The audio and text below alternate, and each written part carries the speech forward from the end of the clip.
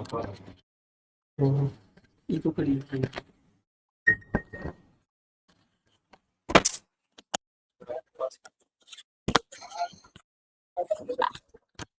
think now I am properly audible.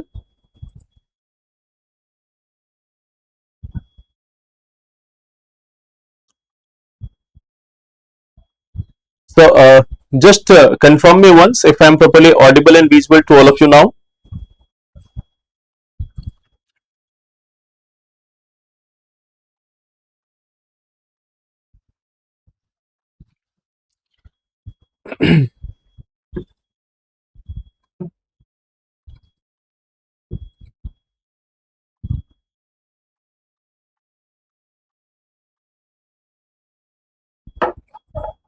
Okay, so I welcome you all to this session. I welcome you all to the session of daily editorial analysis. And in today's session, the topics which we are going to discuss, let us have a look at that. The first topic is going to be around this right to vote. Now, this is a very interesting article. There are so many things which have been discussed here. This is an emerging issue also. So, right to vote, whether it is a statutory right or should it be a constitutional right, or whether it should be declared a fundamental right. So we are going to discuss about this part. We will see some of the cases and then we will talk about this, that there are certain existing rights which makes it almost necessary that the right to vote should have been given a much more better status than the present statutory status which has been provided to it right now. So we will talk about this right to vote. Then we are also going to talk about this Indo-Pacific and the Quad. That this Quad, I think the voice is proper for everyone.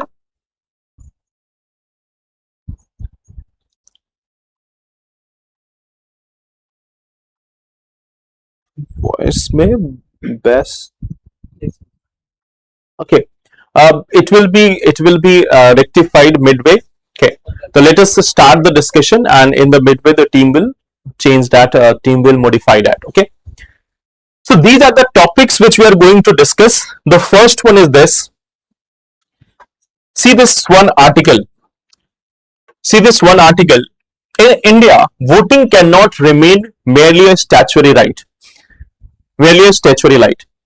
Now, what we see here that in this topic, this editorial has been written by S.Y. Qureshi. He was the former Chief Election Commissioner of India. And this topic is about this, that the voting, should it be a statutory right or should it be given more status than that? So this is one topic which we are going to discuss. So let us see this. Let me first give you a hint of some of the important articles, some of the important judgments which are there. Then, like we are having this N.P. Ponuswamy versus Returning Officer case of 1952. Then we have the Jyoti Basu and others versus Devi Ghoshal and others 1982. Then we have Kuldeep Nair versus Union of India case. Okay. So in multiple cases, what we have seen that the right to vote, we see that this right to vote has been declared. The right to vote, it has been declared as a statutory right. It has been declared as a statutory right. It is not considered as even a constitutional right. It has been declared more of like a statutory right. It has not been given the status of a constitutional right. Okay. Now, what is the ground of it? Why statutory? Why it is called a statutory right? Why it has been called a statutory right? Why? Because it has been provided. It has been provided by the Representation of People Act. Okay. It has been provided by the Representation of People Act of 1951. The Representation of People Act of 1951, this one has provided the right to vote to the people. It has provided the right to vote to the people. So Although the constitution also mentions it, but then a separate law has been passed by the parliament, and that law is providing for this right to vote as a statutory right. The constitution is providing that this is going to be a statutory right. Now in this context we are going to talk about it. Okay, in this context we are going to talk about it, that what are the other provisions, that although we are saying that in the multiple judgments it has been said that the right to vote is a statutory right, but there are certain other rights of the voters. Okay, so let us see this one by one. First of all, what we see, there is another thing called as right to know. The right to know.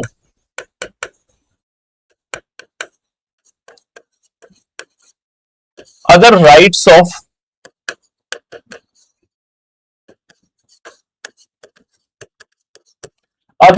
voters. Okay.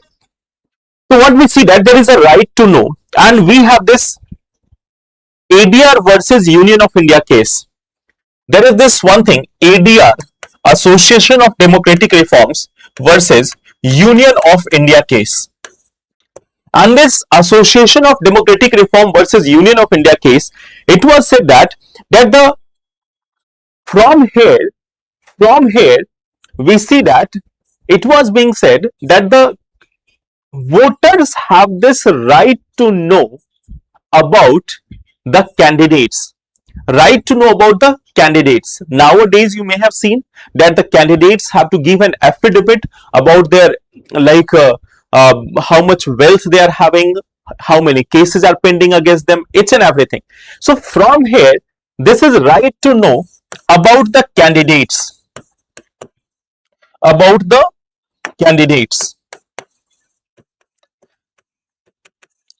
So from this case, it was established that there is a right to know with respect to the candidates, that the candidates have to provide the information. Okay. And see this one thing, a very interesting part, this has been put under Article 19 subclause 1. Okay, it is under, this is something which is under Article 19(1) subclause A. So see, this is a part of a fundamental right. This is a part of a fundamental right that the citizens have this. Now, we will come to this one part, that there are many such things which are a fundamental right of voters, but the ultimate part, that the right to vote, is considered as a statutory one. So see this beginning, this right to know about the candidates, it is recognized under Article 19 subclause 1. So that is the first part. Okay. Again in this 2003 itself, PUCL versus Union of India case, 2003, it was again said that the citizens are having the right to informed choice. The citizens are having the right to informed choice. Right to informed choice. That there is a right to informed choice. Okay. And what we see, that it was said that the freedom of voting is a fundamental right. Here it was also said that freedom of voting, this is a fundamental right. Freedom of voting was said that it is a fundamental right, and right to informed choice again under Article 19 subclause 1A. So here we see that again the voters are having this one as a fundamental right. The voters are having this one thing as a fundamental right. Then we see that there is also 2013, there is also this 2013 right to reject. This was the right to reject. Okay. So here It was the Nota judgment, 2013 Nota judgment. Nota judgment of 2013. This was the Nota judgment of 2013, where it was said that this is also a right under Article 19. Okay. Again, it has been recognized as a right. This is something which has been recognized as a right under Article 19. It is part of expression. It is the part of freedom of expression. See, so the voters, what we see that the voters are having the right to information, the right to have an informed choice, the right to reject. All these things have been regarded as a fundamental right. The freedom of voting has been regarded as a fundamental right. So in all these things, various components of voting, the various components of voting has been recognized as a fundamental right. But the voting itself is not recognized as even a constitutional right. Okay. So here you can see that the several components of voting,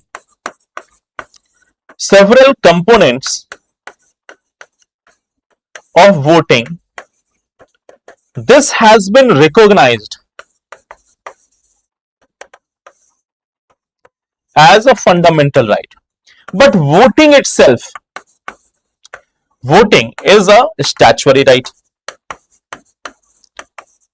So this is one of the biggest contradiction. That we are having several components of voting which has been recognized as a fundamental right. But the main part of it, the voting itself, is not recognized as even a constitutional right. Okay. So this is one part that how we are looking at this. Okay.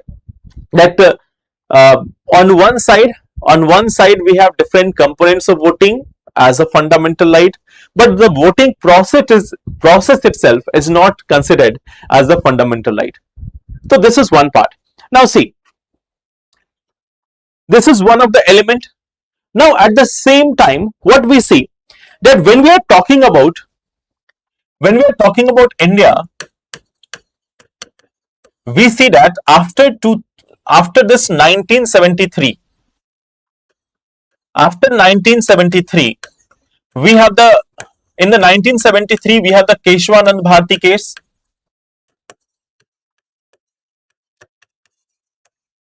Now Keshwanand Bharti case said that there will be the basic structure. There is going to be the basic structure doctrine.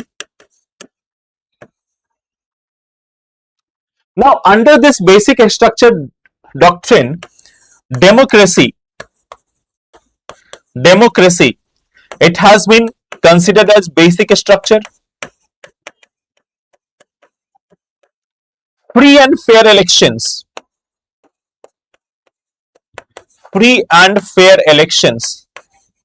This has also been considered as a basic structure. Okay.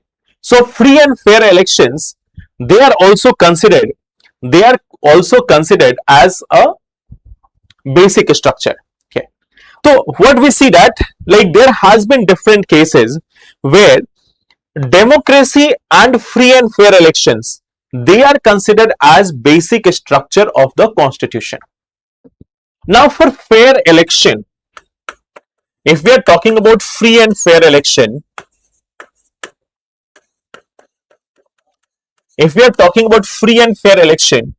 so now the question is, do we need a much more greater empowerment of the voters? The question here is, does it require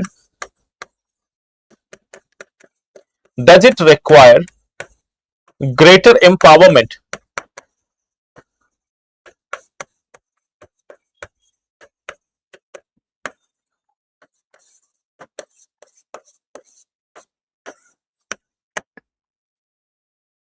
Does it require a greater empowerment of voters? Now see this one thing, just see this one part. We have recently conducted SIR. We have recently conducted SIR. Now, SIR has led to deletion of many of the voters. Let's say, even if one person, I'm not saying that many people who have got their name deleted, it was done wrongfully. But even if one voter was there whose name was deleted wrongfully, so then how we are ensuring that fair election? We know that each and every vote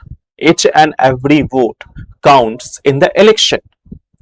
So even if the name of one genuine voter was deleted just because the Election Commission of India was in a bullet train going through SIR in multiple states where elections were due. We have seen that elections were due in many states, and then the Election Commission of India all of a sudden wake up after many years that we have to conduct SIR, and that too just before the election. So how that is going to justify this basic structure part? How is that going to justify this basic structure part? Okay. So what we see that this free and fair election, it requires greater empowerment of the people. But what we see that the right to vote in India is considered as a part of statutory right. It is considered as a part of statutory right. Okay. So in that context, we see that this needs a change. This needs a revisit. Okay. Now see, there is also one of the part. Just to give you one thing, you will find that in our constitution, there are many such institutions.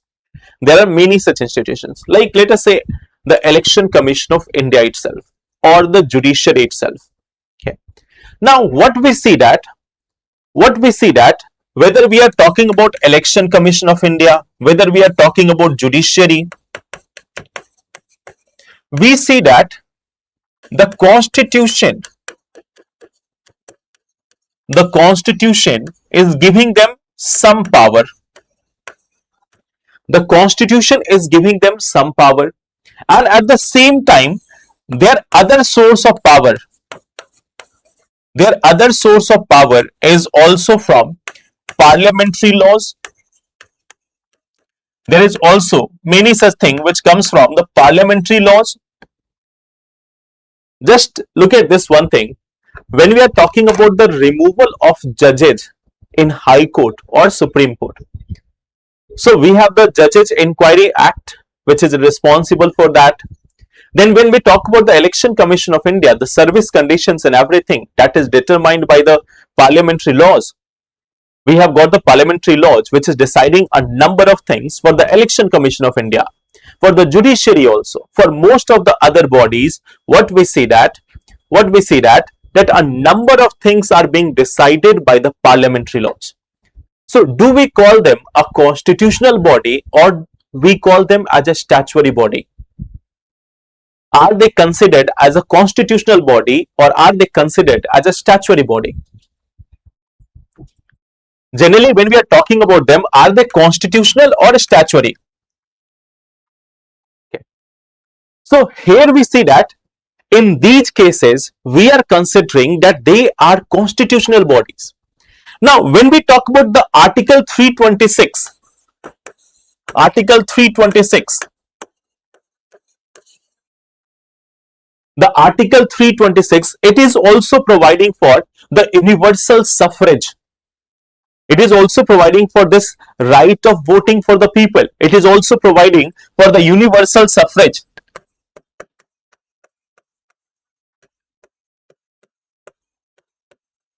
It is also providing for this universal suffrage.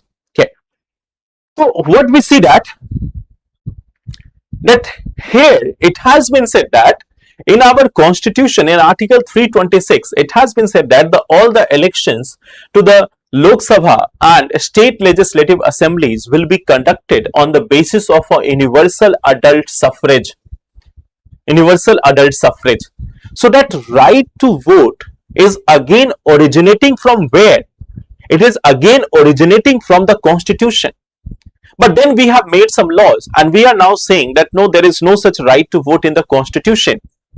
There is no such right to vote in the constitution. It is mainly from the laws.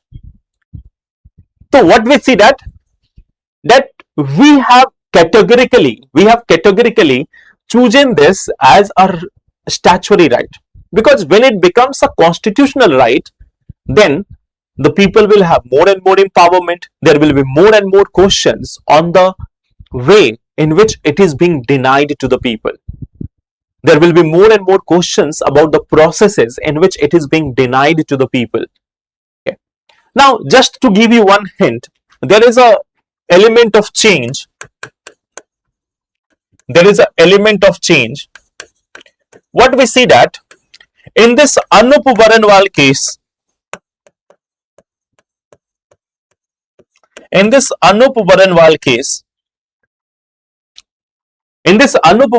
case, what we have seen that one out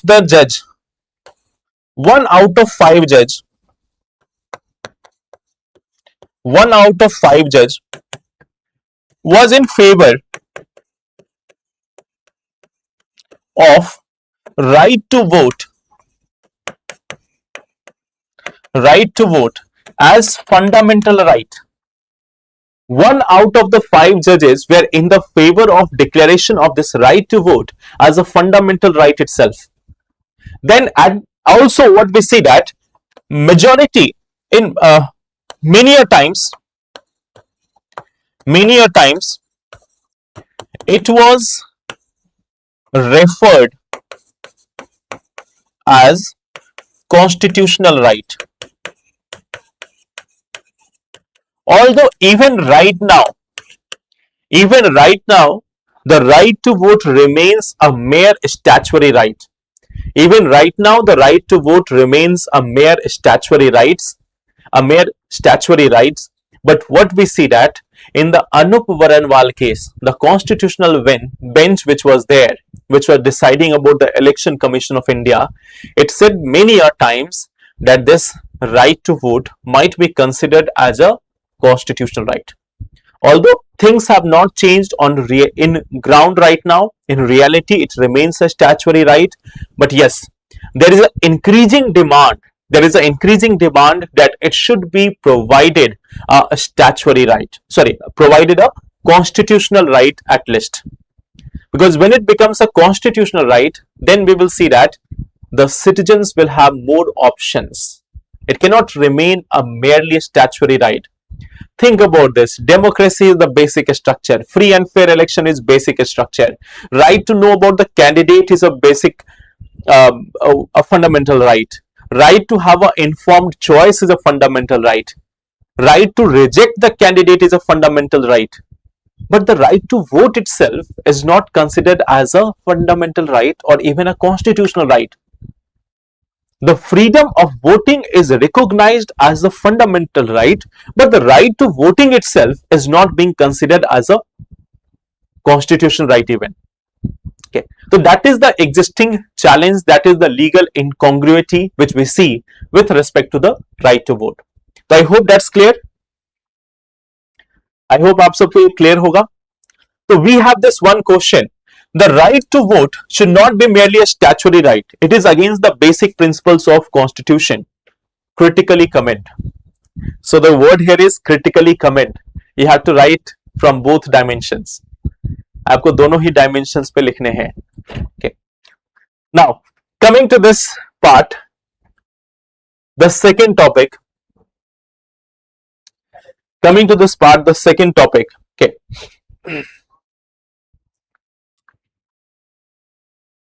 That is the quad, the future of the quad. Okay. Difference between a statutory right and fundamental right and constitutional right. See, if we are talking about a statutory right means a right which has been provided by the law. A right which has been provided by the law has been made by parliament. So when parliament has made a law, it has given a right, it has the power to curtail that also. See this one important part. What is the meaning of it? Okay. When we talk about statutory right, this is something which is provided by a law. It is provided by a law. The law, it is made by parliament. It is made by parliament. So basically, it depends on the will of the parliament.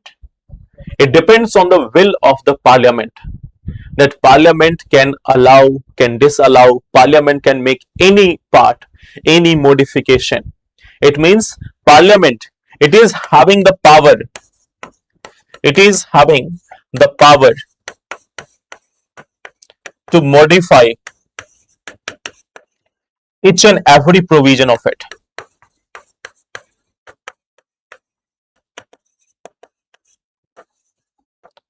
Each and every provision of it.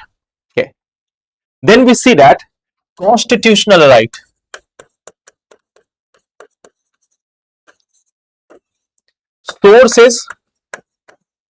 Source is not parliament. Here the source is not parliament. The source is constitution. The source of this right is not parliament. In the statutory right, the source of the right is parliament. In the case of constitutional right, the source of the right is not parliament. It is the constitution. It is the constitution. Constitution is considered as the supreme law of the land. It is supreme law of the land. It is above the parliament. Parliament is also deriving the power from constitution, and constitution is giving the power to the citizens also. So here parliament is giving power, here constitution is giving power. So a power which has been provided by the constitution, which is going to have a greater validity. The parliament cannot simply take it away. Parliament do have the right to amend the constitution. Parliament have the right to amend the constitution, but it cannot change the basic structure. Parliament cannot change the basic structure of the constitution. So this is first part, that what is constitutional right. And then comes the highest degree, the fundamental right. The fundamental right. Now this is something which is the right against the state. Okay, this is something which is right against the state. State means all these government and everything. Okay, all the government, all the parliament, everything. It is the right against the state. If you are reading NCRTs, in NCRTs it is given that the fundamental rights are the rights of the people against the state, that the state cannot take them away. States cannot take them away. Okay. So fundamental rights are having a much more greater sanctity.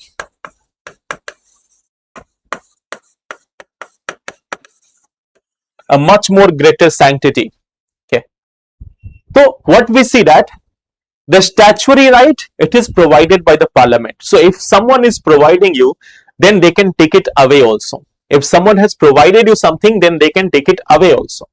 So parliament has provided us the power or the right, they can take it away. But if the constitution has provided it, then the parliament has no such authority to take it away. If it tries to take it away, it has to follow the basic structure doctrine. And then comes the fundamental right. It's not that fundamental right cannot be modified, but if you try to modify the fundamental rights, it's again very much complicated. It's again very much complicated. So what we see that fundamental rights are topmost level, then comes constitutional, then comes statutory right. So right to vote right now remains under this statutory right. I hope that's clear. Now coming to the second part. The quad.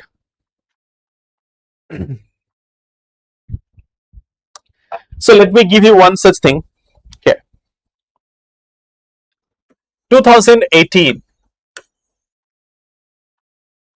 In 2018, there was a huge celebration in India. Why there was a huge celebration? United States changed its Pacific policy.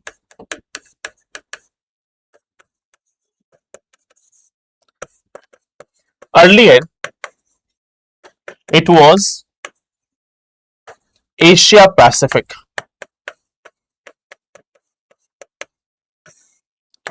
Then it was changed to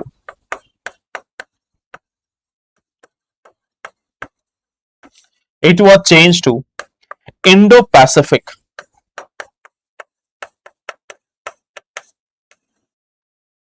So this one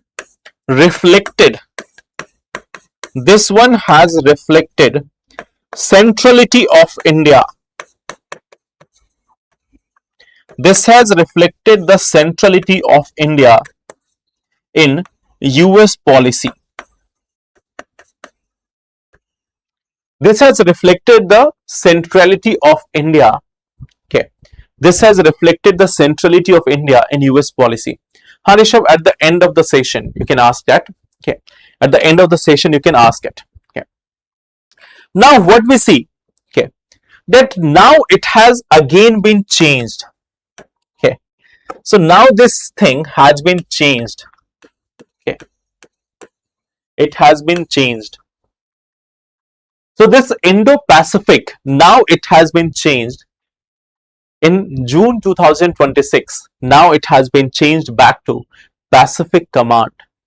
It has been changed back to Pacific Command.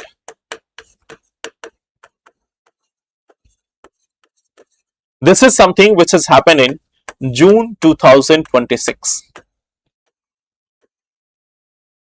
Okay. So in 2018, it has started with Indo-Pacific. Earlier it was Asia Pacific. It changed to Indo-Pacific. It was reflecting the centrality of India in this Pacific region, the Indian Ocean and Pacific region. But now US has reversed its policy. US is known for reversing the policies.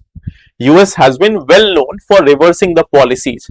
So 8 years later, now they have again taken a step back from their policy. Now it is called as Pacific. Now it is called as Pacific Command. Okay. So now the question is, okay, that in the last year itself, in November 2025, itself, what we see that there has been priority to Western Hemisphere, like the US national security strategy. This was US national security strategy.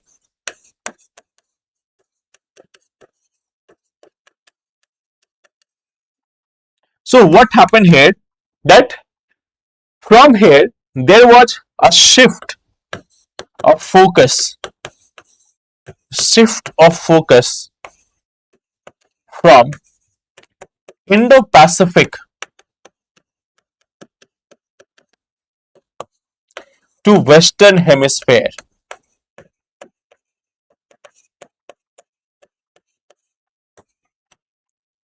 Western Hemisphere. So now they have again gone back to this part, that they are going to focus more on the Western Hemisphere rather than Indo-Pacific. It's not that they are not mentioning Quad. They mention Quad. They have also mentioned Quad, but very much briefly. Okay. So Quad was mentioned. Quad was part of it.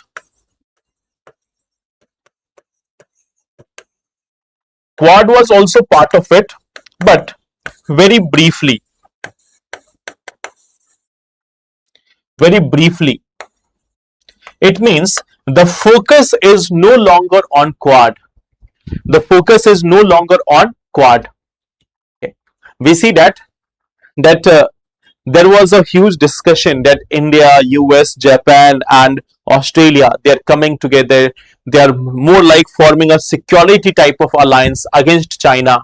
Okay. So it was being discussed. It was very much highlighted. But 8 years later, US has now gone back. US has now retreated from this policy. US has gone back to focus on its own issues in the Western Hemisphere. Okay. So this is one of the part which we see here. Now, when we are talking about Quad, it has got various, like what was the aim? What was the aim here? The aim was having a free Indo-Pacific region. The aim was a free Indo-Pacific region. The aim was to ensure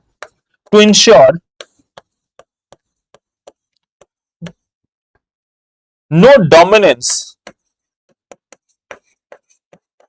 of any country. It was also meant as a source to contain China, to contain China, to contain China's hegemony in this region.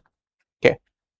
It was having many other things, like there was a focus on critical minerals also, there was a focus on disaster management also, there was focus on many other things. Okay. It was focused on, like there was elements of economic partnership. Okay. There was also some military exercises which was going on. Military exercises were also going on. There was also elements of environmental cooperation. There were elements of environmental cooperation also. Okay. There was cooperation on critical minerals partnership also. Critical minerals. There was partnership on technology also. So Quad was focusing on all these things.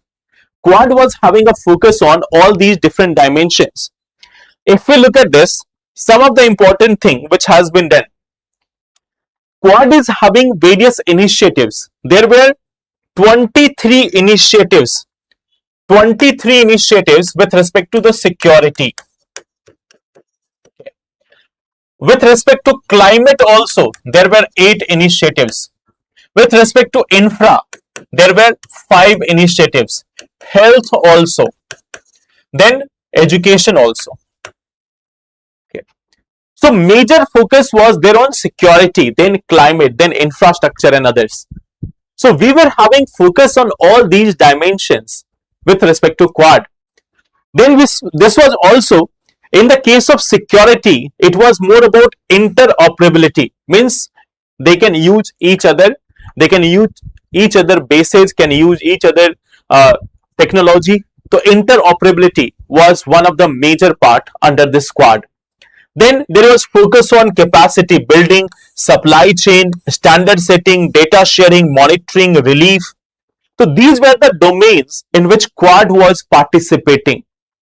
There was also a focus. You can see that there were aids and grants also. Okay, and some loan also which was coming up. So health, security, climate, infrastructure. So major things were coming on this part. There were funding coming under these sections.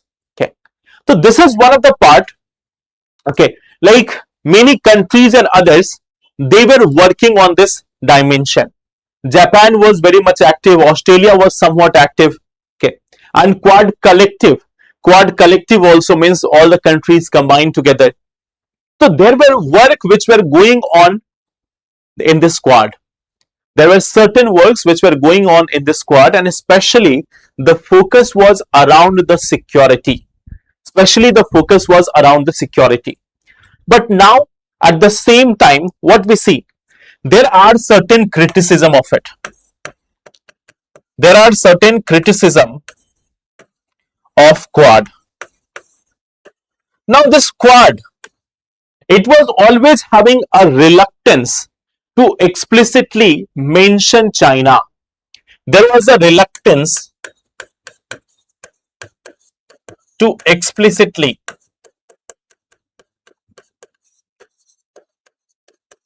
mention China. See, why the Quad was formed? Although we are cooperating on security and many other things, what was the main aim of Quad? The main aim of the Quad was to counter China. Whether it is written or not, this was the major aim of Quad. It is automatically understood that Quad was there in order to counter China. But what we see, it never named China. It never explicitly mentioned China. So your main objective was not even ever clear. Okay. So different countries, they were trying to avoid anti-China rhetoric. Okay. Countries were trying to avoid, the countries avoided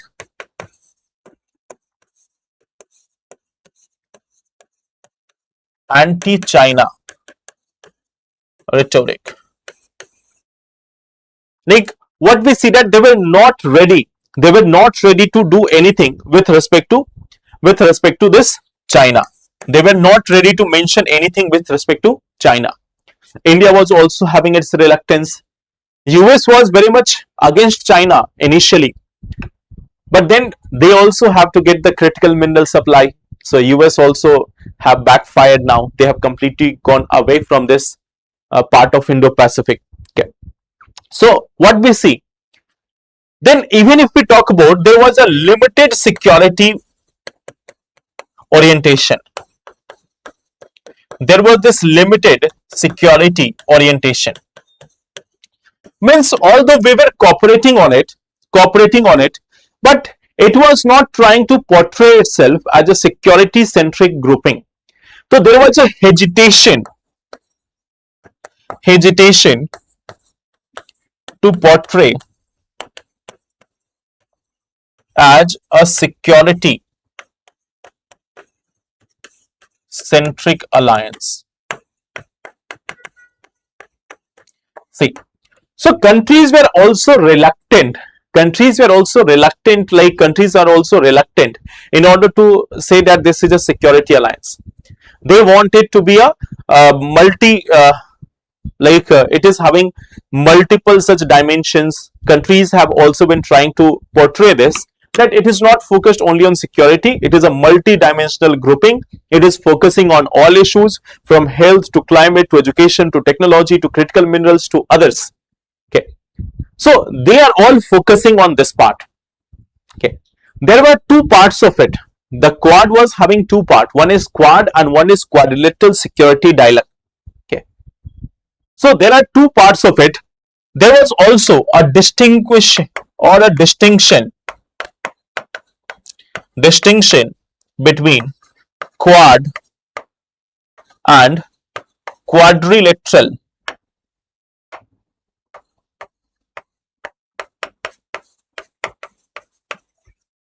security dialogue.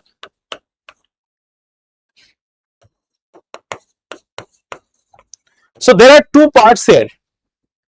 Although the origin of Quad is from this quadrilateral security dialogue only, the origin of the Quad is from this security dialogue itself.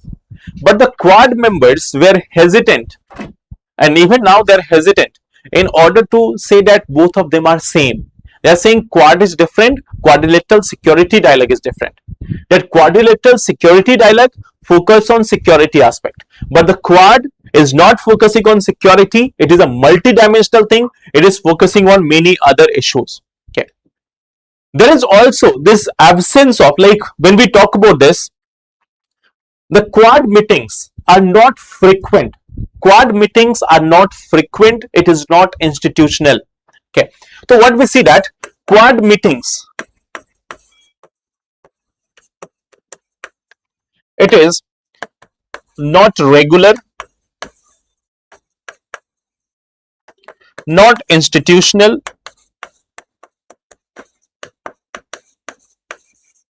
okay.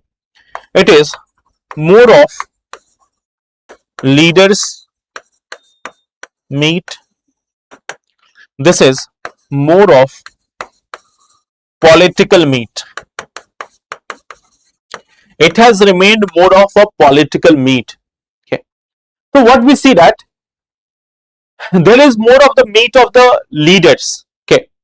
So this is one part where Quad has not been successful to evolve as an organization. It has not been able to evolve as an organization. It has got some of the achievement. It has got this Quad critical mineral partnership also. It has got some of the achievements which we have seen. But the thing is, Quad has never evolved in a full-fledged, a formal institution. So that remained one of the major drawbacks of Quad. And now since US has gone back from Indo-Pacific, there is a question about the survivability of Quad in upcoming times. In the last 1 to 2 years, what we have seen that the meetings of Quad has become very much rare. The meeting of Quad members have become quite much rare. So now there is a question on the future of Quad itself. तो अब quad होगा या नहीं होगा, इसी के future पे question है. तो anyways we are having this one two question. The right to vote should not be merely a statutory right. It is against the basic principles of constitution. Critically comment. The Indo-Pacific is losing its relevance in the present times. Critically discuss. Just one modification here.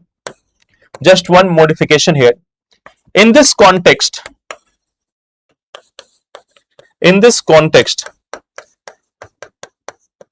critically evaluate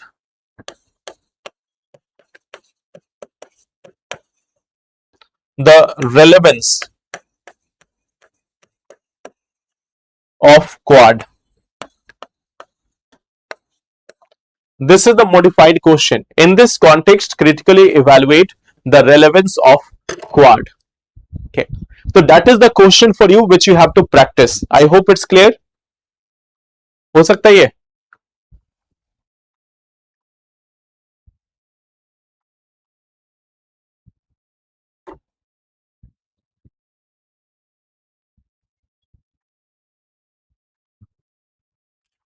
I hope you can write this answer.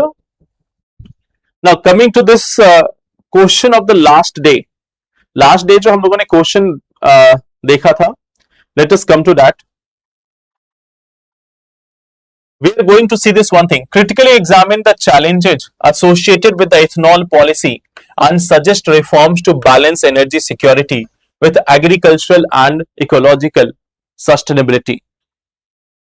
So we are going to discuss this one question. The second question, the challenges with respect to ethanol policy. So does mistrust still exist between countries even after an agreement? The answer is yes. See, the mistrust is not between India and Japan. The mistrust is not between India and Australia. There is only one factor there, that is US. So if US is being involved, there is not going to be any significant discussion. What India should be doing, in fact, that we should be building a security dialogue, or we should be building a forum involving those countries such as Australia. We can involve Indonesia in that part. We can involve Japan. We can involve South Korea. Okay. So if we are trying to build a setup there in the Indo-Pacific region, so we have to involve these nations. If we are depending on US, it is never going to be a reliable organization. US is not reliable at all. Throughout its history, US has proven it multiple times that if you are a friend, if you are,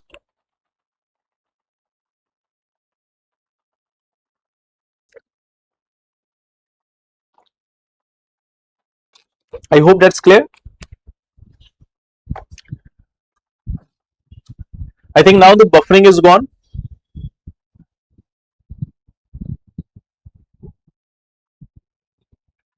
Okay. Now see this. If we are talking about this, first of all, you have to talk about the ethanol policy. Ethanol. In the introduction, you can talk about the recently announced E85 and E100. E85 and E100. Then what you can start with? You can start with first, you can make a flow chart with respect to achievement in ethanol so far.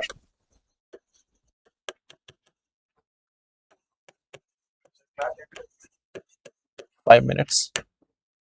Okay. Achievements in the ethanol so far, that is one of the part. Achievement in ethanol so far, you can make a flow chart for this. Then after what you can do, after making this flow chart, the next part will be like this, that you can discuss that right now what has been the focus in ethanol. We are you can mention multiple things. We have a bamboo based plant in Assam also, then this FCI part which we have discussed last day. So just mention the policy, that what is the policy right now. Bamboo to ethanol is also there. We have sugarcane to ethanol. We have sugarcane to ethanol. We have in fact this surplus rice to ethanol. You can mention this. Okay. Then you can mention about that what are the challenges which are existing. What are the challenges which are existing with respect to the ethanol policy? Like the environmental challenges, the agriculture challenges, the other vehicle related challenges. So you can mention the challenges which are there with respect to the ethanol right now. And when you are mentioning the challenges, you have to especially mention about the agricultural and ecological sustainability. Try to mention about the agricultural and ecological issues which are arising because of this ethanol. So try to address that part also. Then after mentioning this one challenge, you have to also suggest way forward, that what should be our policy with respect to ethanol. What should be our policy with respect to ethanol? We can look for the third generation and fourth generation ethanol. You can be recommending on this part. The third generation ethanol is with respect to algae based ethanol production. The fourth generation is with respect to genetically modified algae and ethanol production from there. If we are going for bamboo based ethanol, that's good. If we are going for other sources like maize based ethanol, it can be again good. But we need to avoid water intensive crops for ethanol production. So you can suggest that what we need to do with respect to the ethanol formation, with respect to the sources for ethanol production. That's one side. When you are writing the conclusion, this is one part where you can focus on this one dimension, that we are going to have, we should be looking for a mix of multiple things. Like we should be looking for hydrogen fuel also. We should be looking for electric vehicle also. So ethanol cannot be the only source of energy in India. There is going to be a limitation for this. Ethanol is not a very much clean fuel. There is going to be a limitation on this. So we should be pursuing a mix of energy sources. Of course, we cannot be dependent only on hydrogen. We cannot be dependent only on electric vehicles. So we need a mix of different energy sources ranging from ethanol to hydrogen to electric vehicles to other sources. Okay. So this is one thing which you can write in the conclusion, that we need a mix of basket of energy. We have seen a reliance on one type of energy resource will always be challenging for the country. If we are focusing on just one type, it may become challenging in the future. So we need to have a basket of energy sources. Okay. I hope that's clear. China test fires a strategic missile. See, we have discussed that last day, and we have seen the one part which was important from there is not the missile test of China. The one part which was important is the places in the news, and that is Fiji, Vanuatu and others. So that was the part which we have to discuss. The question is not always from the news. It is also from something related to it. Okay. So that was more of a part of places in news. So that will be all for today. If you are asking that first question, okay, tomorrow we will discuss that. There is question, UCC does not abolish polygamy in any particular region. Dekho, UCC is not applicable throughout India. UCC is not applicable throughout India. UCC is right now applicable only in some of the states in India. It is not applicable in all the states. Okay. And plus, you have to understand the difference between polygamy and remarriage. Polygamy is like having 3 marriages together, means you are having 3 wives together. That will be considered as part of polygamy. If you have divorced one, then you have married again, that is not considered as part of polygamy. So polygamy is not about this, that you are first divorcing one, then you are marrying other, then again divorcing, then again marrying. So that is not polygamy. Polygamy is having all the 3 marriages, all having different marriages at the same time. Okay, so that will be all for today. Thank you everyone.